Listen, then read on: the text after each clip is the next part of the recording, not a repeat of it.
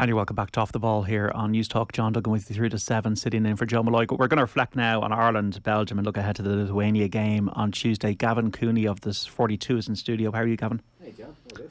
Kind of enjoyed that montage, actually. A sunny montage. And Simon Cox, the former Republic of Ireland striker, is on the line. Simon, how are you? I'm good, John. How are you? Yeah, good, Simon. And you can listen on News Talk, folks. You can watch us on the digital and social channels for Periscope and Twitter at Off the Ball, YouTube, Facebook, and on the OTB SPORTS app. We're going to talk about grand EO's connections between the public and Stephen Kenny and all that kind of thing. But Simon, before we get to all this beautiful celebration of the Irish team at the moment, just what did you make of it last night? Well, I actually had a game myself, so I couldn't watch it. I was on the bus on the way back, so I caught up with the game this morning. But listen, it was fantastic. The lads put in a great shift. Centenary game, all of the wonderfulness about the whole game. But it was great to see the Aviva fall and the lads put in a shift and get a decent result. Who impressed you? Josh Cullen's been a great part of the 7 games unbeaten at the minute. I think he's been a standout for me. Obviously, Ogbene with his goal last night and his pace and power and his love of the game, I think is someone you can't undeniably be drawn to. But I think it's more Josh Cullen's been the sort of driving force towards the way that this Irish team play and the way that they're so connected to each other, which is great to see. You're 25 years of age.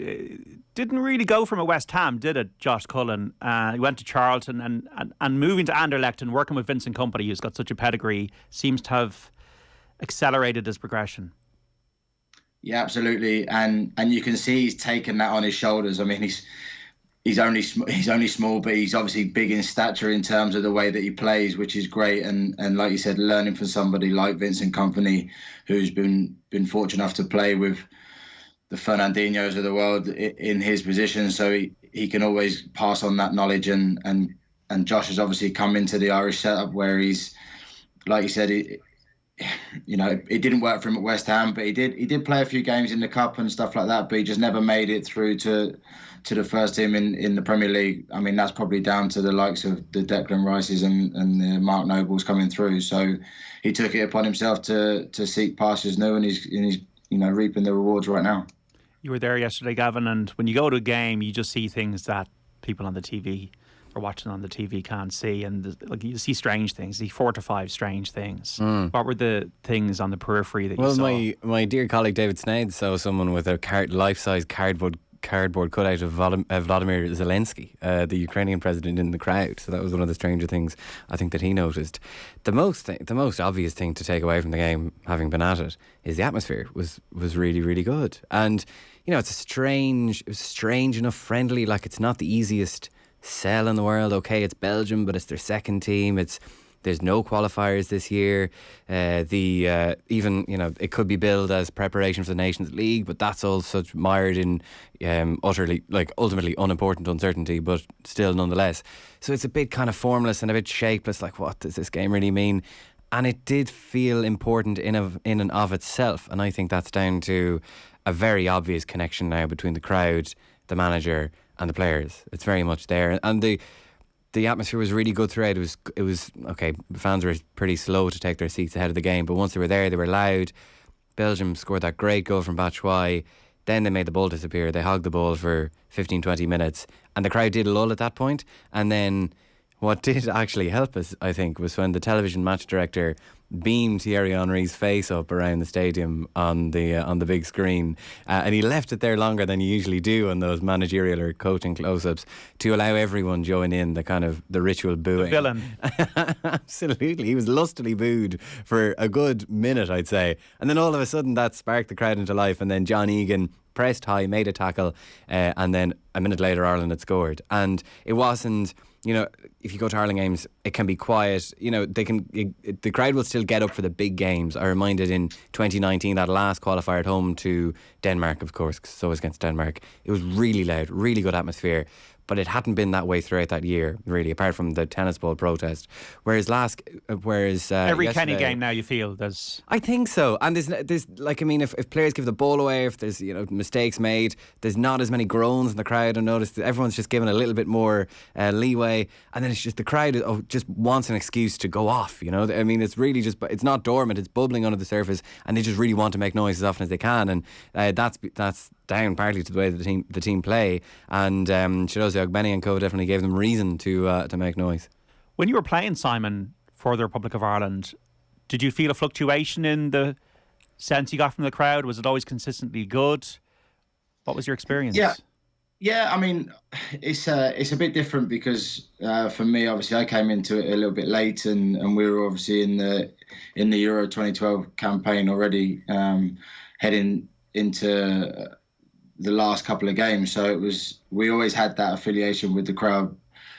Yeah, we would have loved, you know, full capacity at every home game, but it wasn't to be. But like Gavin said, there seems to be a real connection between the players and the fans right now, and I think a lot of credit has to go down to, one, the manager and the players, but two, the crowd actually coming and enjoying the football that's being played, and I think, you know, especially with Stephen Kenny getting the new contract, I think that's something that can steamroll for a little bit further along the line. 53106 if you want to get in touch. Hey guys, any coincidence now that two QPR players, Donnan Hendrick and a QPR assistant coach and John Eustace, that the Ireland team under Stephen Kenny has never been better? Great show as always, says Eamon, and Two Mile House might be a QPR fan. Kieran and Greystones was at the Ireland match yesterday. Thought McLean looked really sharp and solid. No sign of ageing. And yeah, that's what we have so far. But if you were also at the game yesterday, you can text us 53106. Simon Ogbene's development, as Stephen Kenny was pointing out, he plays a little bit more defensively for Rotherham, but getting regular game time, getting those early goals, 3 and 6 now for the Republic of Ireland. What type of player do you think he is? What's his best position? How do you feel he's progressing at the moment? I definitely see him as a forward person, a forward player. I spoke to a few people at Rotherham about him, and I think the one thing that they always said to me about him was that talent, pace, power, got it in abundance, but just lacks that little bit of belief. And then as soon as he puts on the Irish jersey, all of a sudden he gets that belief, and like you said, 3 and 6, that should give you the most belief in the world. So listen, I think Stephen Kenny's been really clever in the way that he's pushed him further forward, because if you played him in that right wing back position, you've also got Matt Doherty, you've got Seamus Coleman who can play there as well. So he's actually solved the problem without it actually being a problem, which is I guess clever management in a sense. Did you watch him off the ball, Ogbene? I wouldn't profess to say that I watched him particularly closely off the ball, but I can't. I mean, Stephen Kenny always talks about with this kind of sense of bafflement that rather than playing at right wing back, he's very much a forward in his eyes. His off the ball work, I mean, just his pace alone is enough to worry teams, you know, and that Ireland have kind of lacked pace in the last couple of years. That was the main case for including Aaron Connolly. Like, I mean, you know, Connolly's well out of favour now, but one of the main reasons Kenny placed so much trust in him early on in his tenure was Connolly had pace, and we saw that pace was used to stretch Portugal in that game against Faro that Ireland came so close to winning. But Ogbene's development, well, he's even faster than Connolly. So I mean, he's helped sideline Connolly since, and he's been a revelation. You know, I mean, and Simon talks about needing confidence. Stephen Kenny is a good manager. It seems to build that confidence, and Keith Andrews as well. Ogbene spoke in the week of coming in and saying he still gets a little bit nervous. You know, I'm a League One player. These are Premier League players and, you know, Championship players and, you know, a couple of Champions League players in there as well. But Kenny said that we ask him to raise his performance above his club performance, and that's what he's been doing. Like, he's been a revelation. I think even the management team are a bit surprised at just the extent to which he has excelled now. Like, three goals in 6 games is undroppable on current form, and is, you know, we talk about connections between the crowd and players.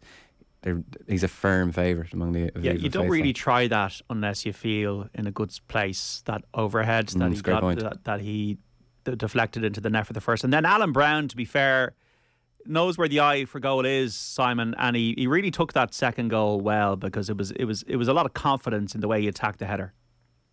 Yeah, absolutely. It's something he's been renowned for at club level with Preston, so not something that to be sniffed at. He's got that sort of late run into the box and he attacked the ball well. This is a great header, great ball in, but you have to be on the end of it and you have to be able to stick it in the net. So fair play to him. He's, it's never nice being coming off the bench for sort of 15, 20 minutes or so, and sort of, you might not be up to speed, but he seemed to be up to speed pretty quickly, and like I say, great header.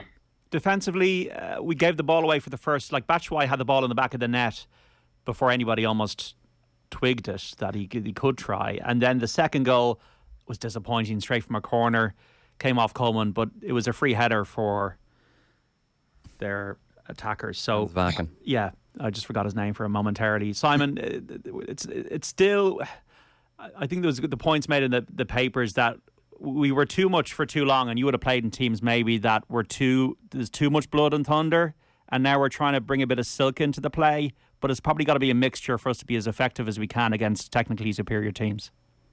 Yeah, I think at the minute we've got a philosophy of the way that we want to play, which is great, because I think sometimes labelled at Ireland teams we just sort of go gung-ho and whatever happens, whereas now we look like we're trying to play up from the back, and with Ogbene up front, with the pace that we've always got that threat in behind, which is great. But at least we've got players who are comfortable taking the ball.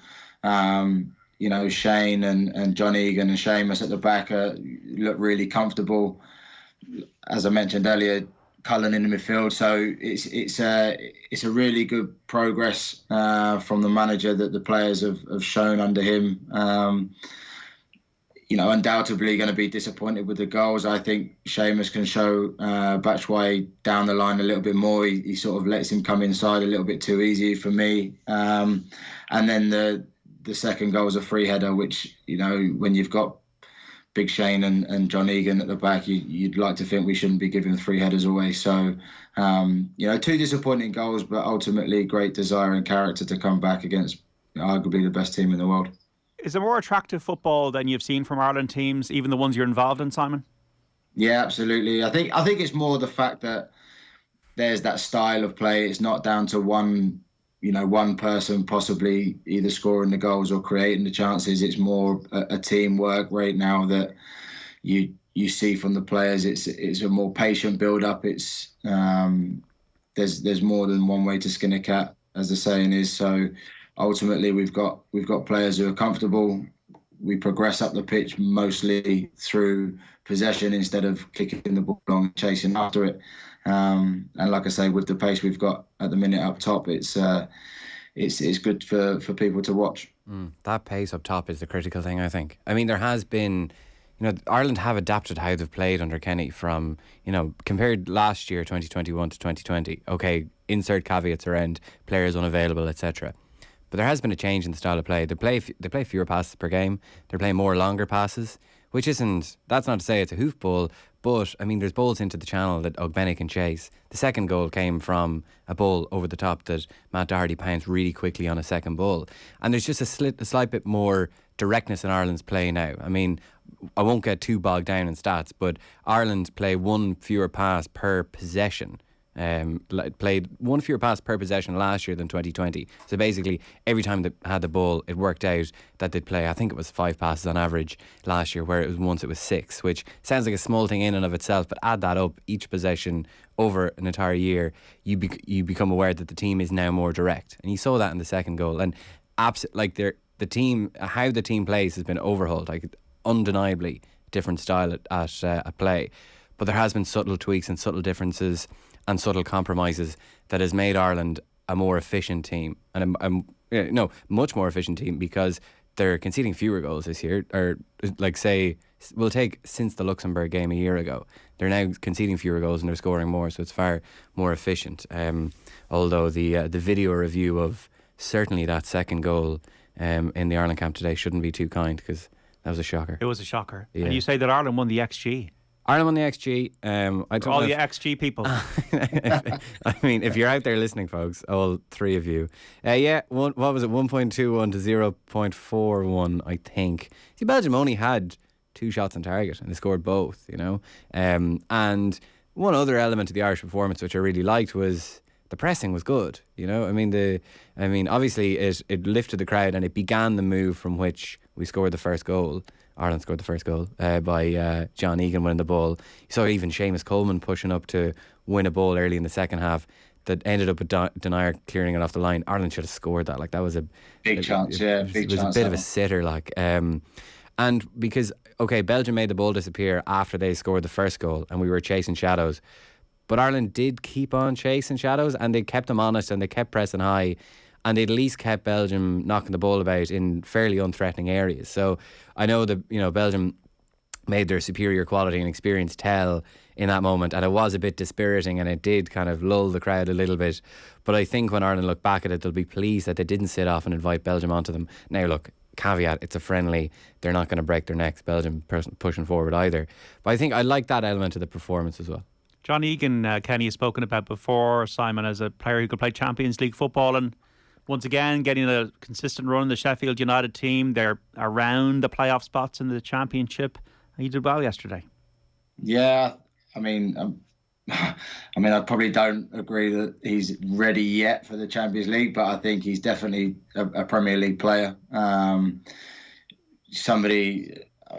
Forget Everton's position in the league. I think if he went to an Everton, I think it would be a really good move. Possibly like a Newcastle, if they're going on the up, would be a really good move for him. Some team where he could actually go and thrive and be still that defender where he likes throwing his body in the way and still able to play out. So yeah, I mean, I definitely see him as a Premier League player.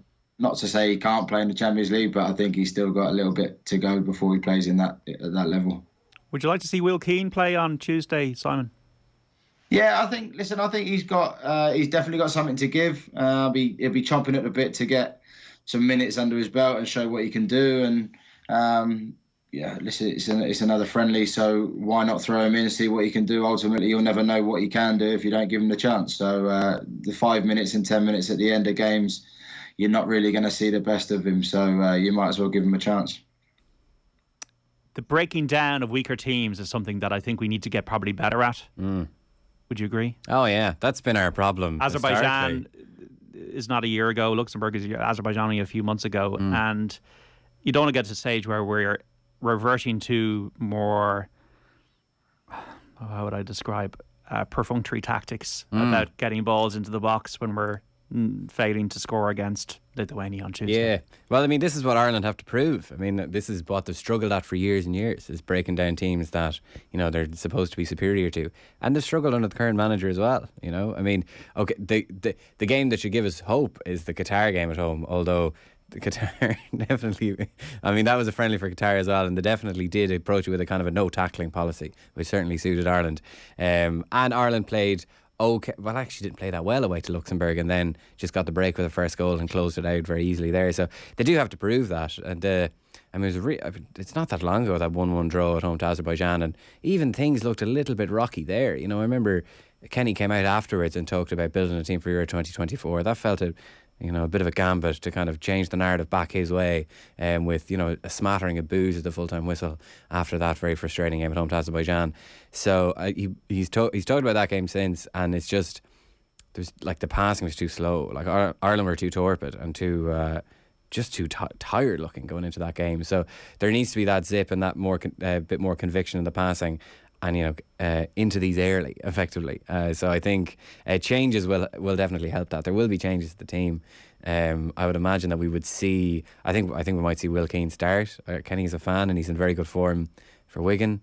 I think we'll probably, I don't know if that start, we'll definitely see Mark Sykes and Conor Ronan make their debuts, because, you know, he brought them in. He wants to build up depth in those two number 10 positions behind the striker, and he brought them in to see what they could do. That's why Jamie McGrath isn't in the squad, hasn't been playing at Wigan, and he said, well look, I mean, I could bring Jamie in, but he might not play for Wigan again until the end of the season, and then he's coming in not match fit, and I haven't used this window to have a look at some alternative options to build up depth. So we'll probably see them in those forward positions, and there will be a couple more changes. It won't be a whole first new 11. I think they'll want to keep the momentum rolling, but there'll be changes made. The attacking positions is your area of expertise, Simon. So we've had Robinson score 6 goals in his last 5 appearances in green. Will Keane 20 goals this season. Scott Hogan has scored 10 goals in the Championship for Birmingham this season, and Conor Ronan is now at St Mirren, 7 goals in 23 appearances. It was very bleak, I felt, after Robbie, and there was a feeling there. Was it Shane Duffy scored our only goal in 2020? Now it's a little bit more bright. Yeah, absolutely. I mean, I love the fact that you thought it was my expertise. I don't know how you got to that conclusion, but ultimately, listen, the future's looking well at the minute. We've got players in form, we've got players scoring goals, which is great. We have to give them opportunities. If there's no opportunity, they're not going to thrive. They're not going to score goals for Ireland. So if we can create chances, if we can get opportunities into the box and create some chances, then if they're scoring goals for their club and they're in form, there'll be a threat in the box for Ireland. So Callum's obviously doing okay for West Brom. Obviously they would like to see him score a lot more goals for them, but when he puts on the green jersey, he seems to thrive at the minute, which is great for us. But again, like we said, give Will Keane the chance, scoring loads of goals for Wigan. You never know what he's going to produce if you don't give him a chance. So the idea is that they have to keep producing to be given the chance, and at the minute they are. So give them the chance and see how they get on. How much was confidence, I think, for you when you were scoring to build momentum to score the following week? Absolutely, yeah, massive. It was huge. If you felt comfortable in front of goal, then all of a sudden you felt that every time you got the chance you would score or at least hit the target. And the more chances you got in the game, the sort of inevitability that one of them would drop in the net. So confidence is huge. That's not just as a forward, that's as a goalkeeper, that's as a centre half, that's as everyone. So, but ultimately, the more time you feel you're in front of goal and you're confident, the chances are that there'll be a goal at the end of it somewhere along the line. Stephen Kenny's press conference, anything out of that we can take? Johnny, I think it's kind of worth, again, just touching on John Egan. So it's a year ago today, I'm sure everyone has it in their calendars. It's a year ago today since the Luxembourg game, the disaster at home when it looked like everything had gone wrong.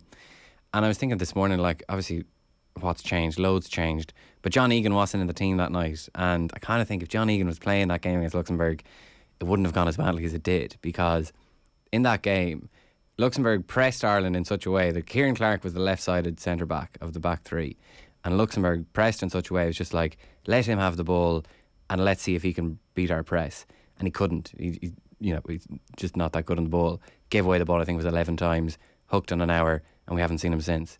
Whereas if John Egan was in that position, he's very comfortable breaking presses. He's very comfortable on the ball. He's good passing in short range and long range, like he can ping a cross fielder if he wants to. And he's also very comfortable driving out from the back with the ball. And we saw that, and Kenny praised that element of his game in that press conference yesterday.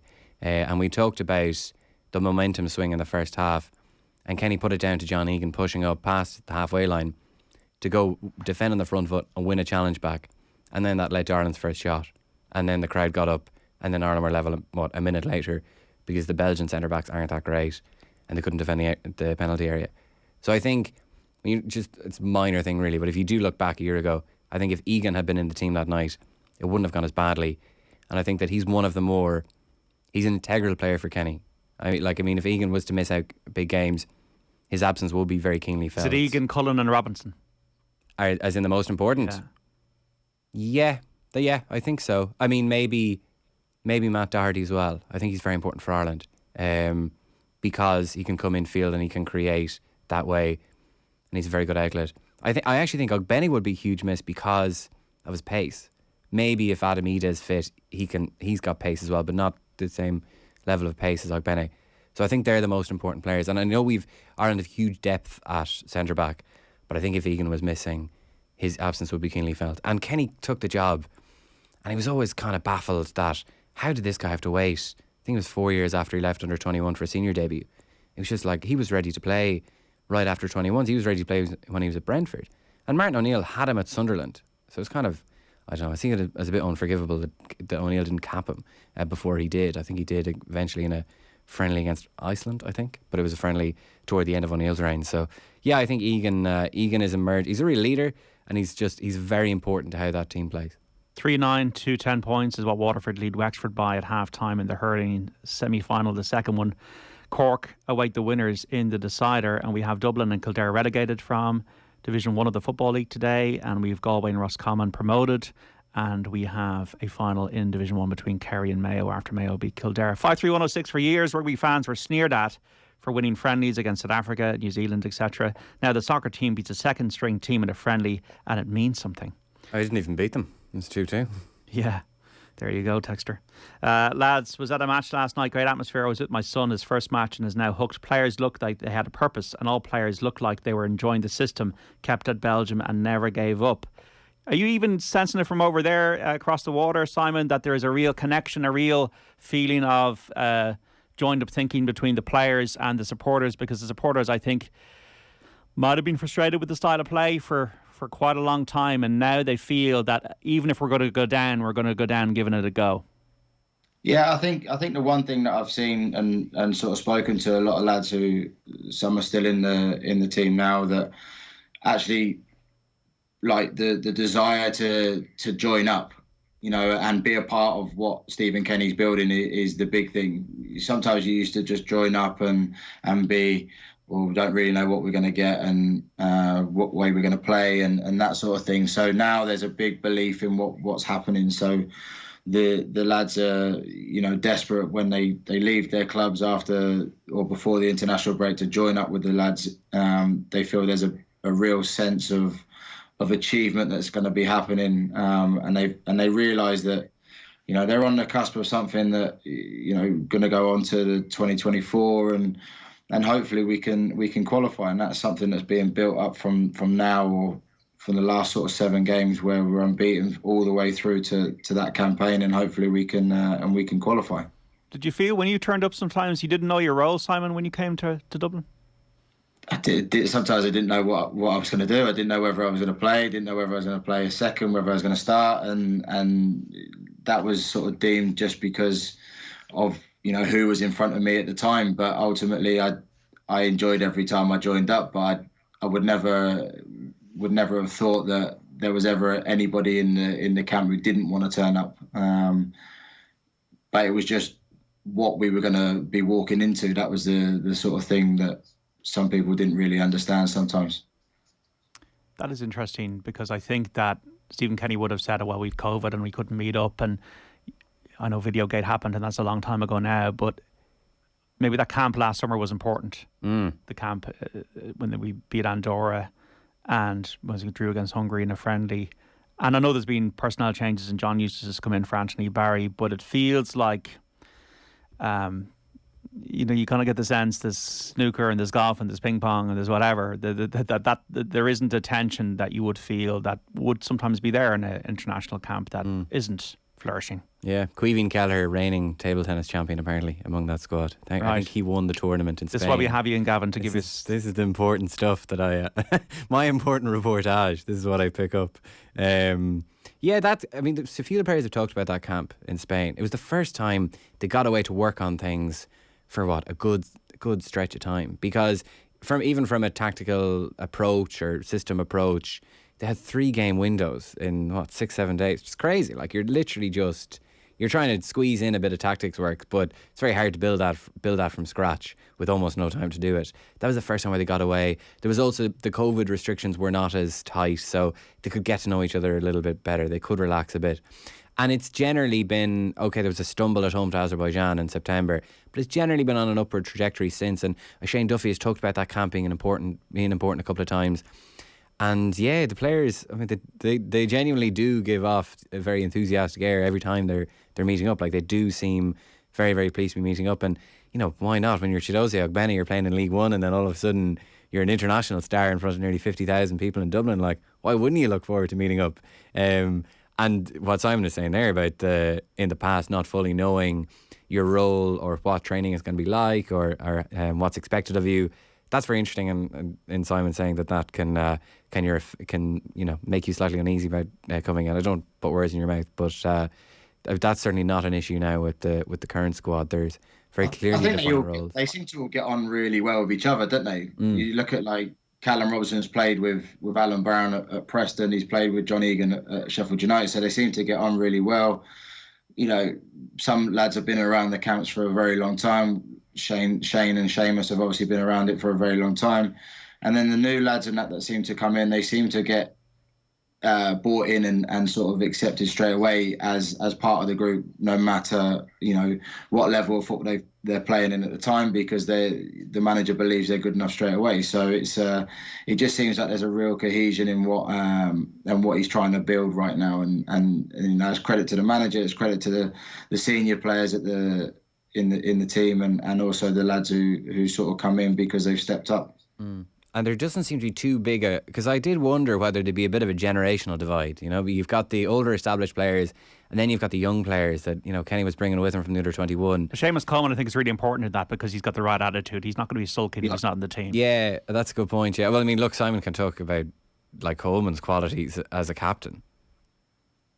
Yeah, listen, he's just a genuinely nice guy. Do you know what I mean? He's a full-on winner, and whether he's in the team or whether he's out the team, he'll be there to support, and he'll give his opinion and help in any way he can. That's just the nature of the person. So ultimately, he's a great guy first and foremost.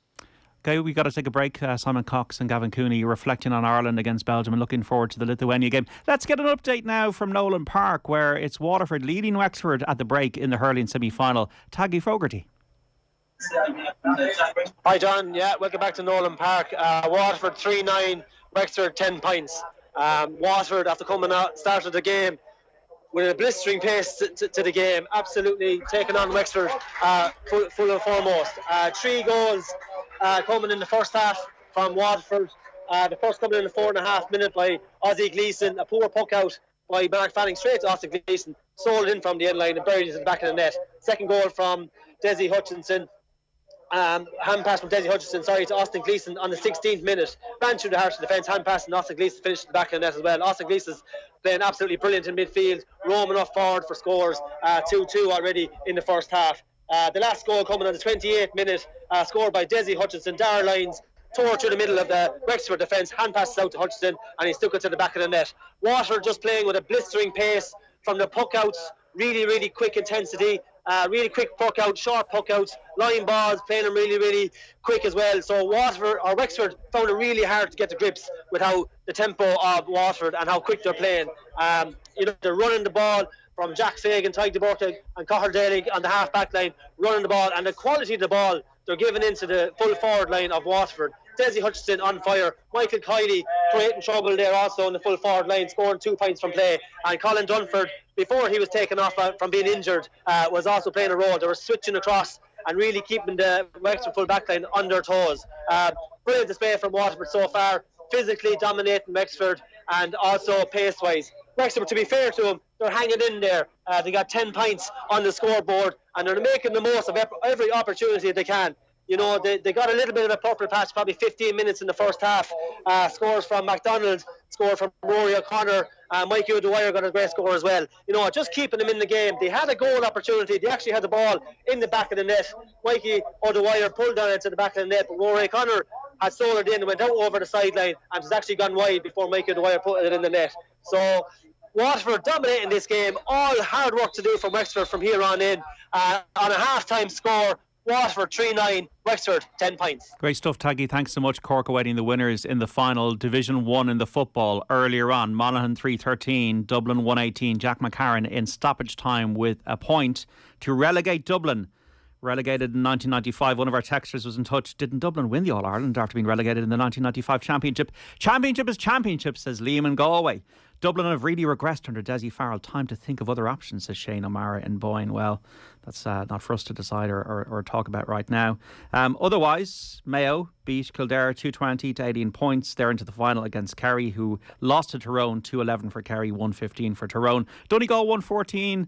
Armagh 113, a result from Letterkenny. In Division 2, Offaly relegated, lost by a point to Cork, 121 for Cork, 120 for Offaly and Tullamore. So Cork survived just.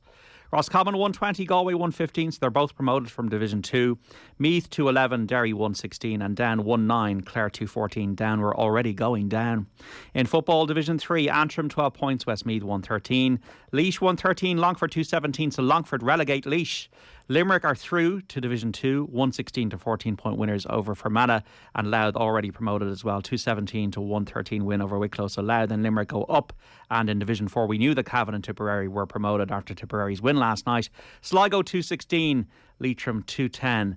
Our result from earlier today. Our football coverage with Simon Cox and Gavin Cooney on Off the Ball, brought to you by Sky, proud partner and supporter of the Republic of Ireland women's national team. And Gavin and Simon will be with us after this. Here on News Talk, John Duggan sitting in for Joe Malloy today until 7. We're continuing our reflections on the Republic of Ireland's draw with Belgium and looking ahead to Lithuania on Tuesday with the former Republic of Ireland striker Simon Cox and the sports writer with the 42, Gavin Cooney. You can listen on News Talk Watches as well on the digital and social channels for Off the Ball, for Periscope and Twitter, at Off the Ball, YouTube, Facebook and on the OTB Sports app. Remember, our football coverage on Off the Ball brought to you by Sky, proud partner and supporter of the Republic of Ireland women's national team.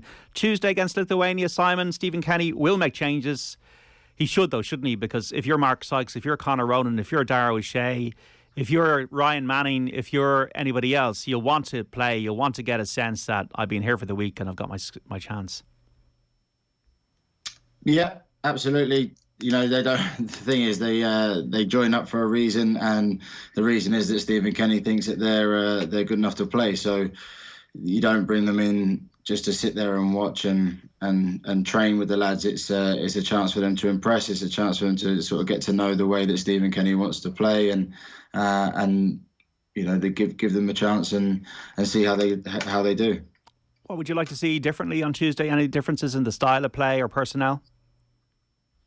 No, not necessarily. I think, you know, we're in good form right now. So yes, change personnel, but ultimately the lads who are going to come in know exactly their roles. They know exactly what they need to do to impress. And as long as they play at such a tempo that, as Gavin mentioned, some of the games previous were a little bit tedious in the way that we probably played in terms of passing the ball was a little slow. So as long as the possession is good and it's and the ball's moved in an aggressive manner, then I think it'll be a good night for Ireland.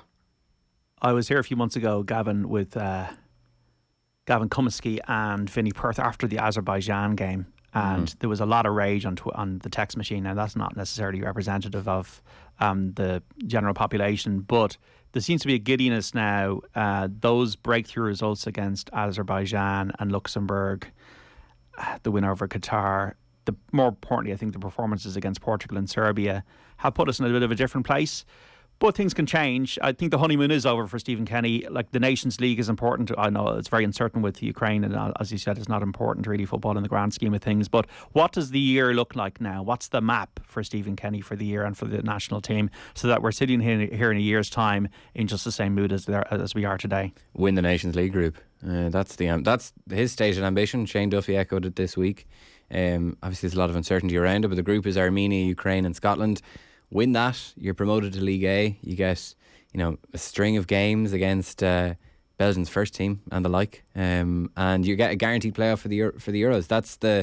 So it matters, does it? It absolutely matters. I'd love the Nations League. It's been brilliant. Well, it's helped North Macedonia. It's helped everyone apart from us. I mean, there's been no colder embrace in international football than ourselves in the league, and the League of Nations, the Nations League. We've never won a game in it. I think we scored 2 goals across the whole thing in 2 campaigns. And a UEFA technicality spared us relegation from League B after the first campaign. But it's been very good, you know. It's much better. Okay, we all enjoyed yesterday's friendly international, but that's because friendlies are becoming more rare now. I mean, it gets rid of meaningless friendlies against, you know, Oman and the like. So that's the ambition, and then create a bit of momentum going into the Euro 2024 qualifiers. The discourse did get exhausting after a while last year. Like, the World Cup qualification was dead in March. Like, so we had a year to fill. What are we going to talk about? Let's talk about the manager's contract and whether he deserves one. So every game was a referendum. 2 sides. We'll have to retire the word culture war from the Irish Football Dictionary for a while. Well, that's gone now. It's all... Gone. We're all happy now. The progressives we're all on the happy pills. pills.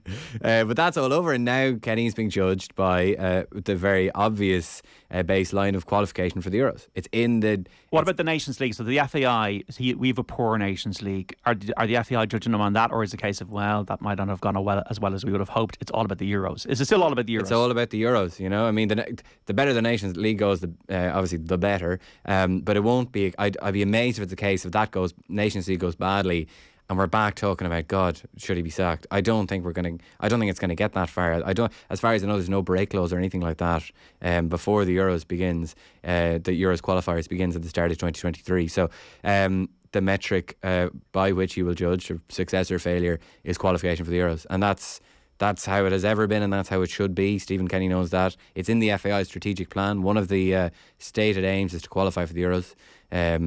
It might become even easier by the time we may be co-hosting in 2028. Is that a good thing that we're having the Euros here in 2028 for you? I'm kind of... I know you're supposed to take an opinion on everything. I'm kind of a little bit ambivalent on it all. You don't really... It's just... It'll be all right. Like, I mean, we're not hosting the whole thing. You might get 6 to 8 games in Dublin. It won't be massively different to what Euro 2020 would have been in a parallel universe. It seems that the financial commitment on the FAI's behalf is low. Now, they haven't yet committed to publishing the figures. They should publish the figures in the interest of transparency. They insist that it's low. Well, come out and prove it. Like, I mean, I think they should do that. But I also, you know, they talk about it being an inspiring and leaving a legacy. I rarely go in for that stuff. It'd be good to have it. If Ireland are there, it'd be better to be playing these games at home than away, just for, you know, gives a better competitive advantage. You would hope that it won't prove a distraction. I don't think it should, to be honest.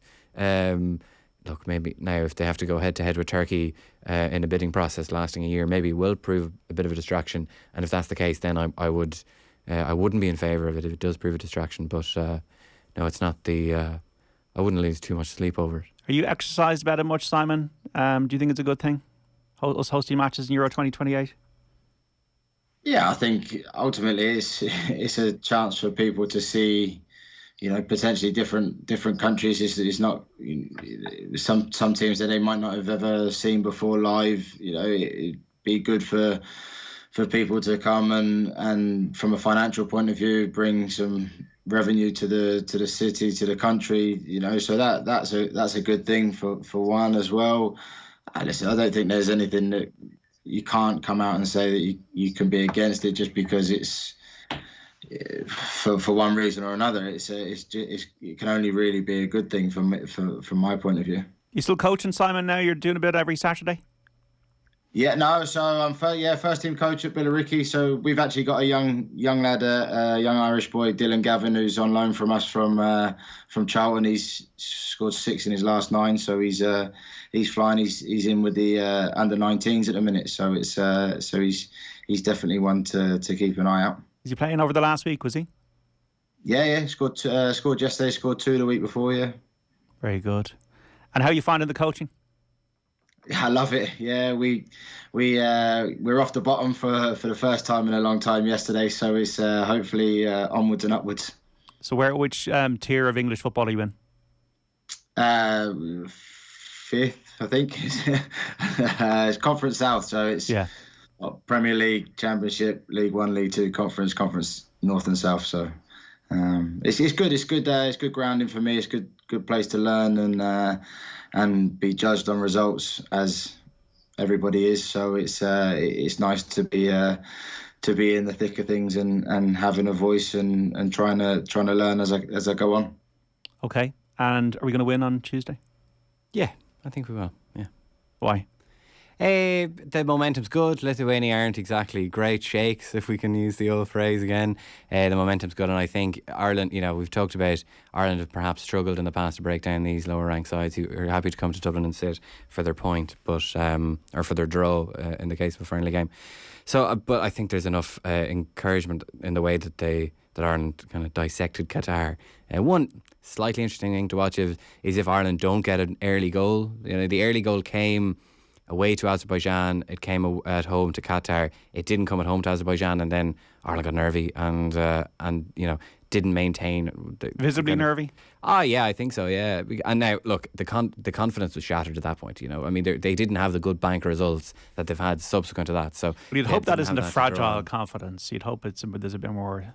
You'd hope that it wouldn't. I mean, I don't think it should be, just because they're playing the same system. They have a very, they have principles of play now that they can just fall back on. The problem with previous teams is just like when they took, a punch to the jaw, they just didn't have anything to fall back on.